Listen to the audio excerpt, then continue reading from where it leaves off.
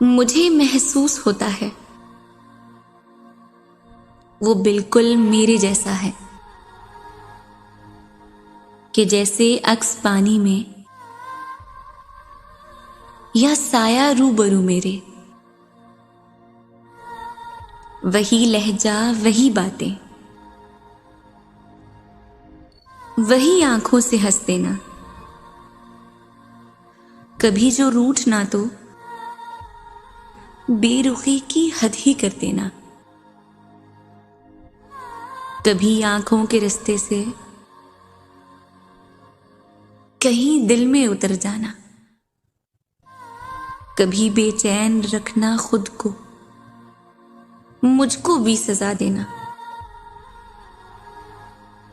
कभी एक पल में हंस देना, मेरी दुनिया सजा देना, कभी तो बर्फ सा लहजा,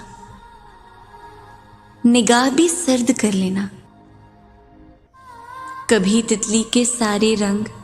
मेरे दामन में भर देना। मुझे अक्सर ये लगता है वो बिल्कुल मेरे जैसा है।